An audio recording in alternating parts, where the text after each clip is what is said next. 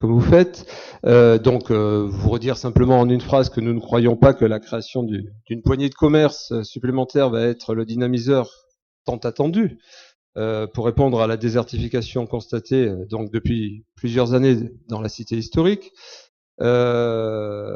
Et dans cette délibération, vous présentez une autorisation de programme, vous affichez un montant de dépenses de 3,2 millions d'euros, un montant somme toute incomplet, puisqu'il faut y rajouter, puisqu'on parle de l'ensemble du programme, eh bien l'achat du bâtiment, ce qui est normal, 521 000 euros, l'assistance à maîtrise d'ouvrage, 75 000 euros, et les 170 000 euros que vous avez évoqués tout à l'heure, pour le déménagement dans la Villa Bellissime pendant les travaux des commerçants occupant actuellement les halles. Donc on est plutôt sur un programme total de 4 millions d'euros.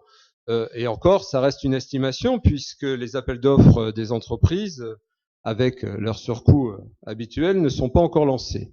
On est également sur des subventions qui semblent encore incertaines puisque votre autorisation de programme prévoit une participation européenne au travers du FEDER à hauteur de 1 173 000, alors que votre demande de subvention, qui nous est jointe dans le point 2 à l'ordre du jour, est inférieure, puisque il est inscrit 1 114 000 contre 1 173 000. Donc il faudra peut-être nous expliquer cela.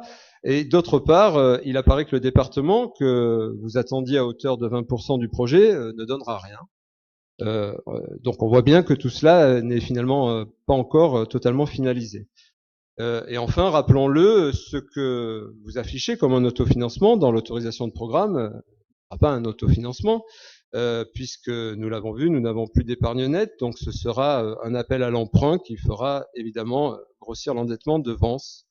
Voilà, rappeler que ce projet n'est pas une priorité pour beaucoup de commerçants de la cité historique et qui n'est pas une priorité non plus pour beaucoup de Vensois, et que les finances municipales se porteraient bien mieux si en fait il était retiré. Voilà, nous voterons contre cette autorisation de programme.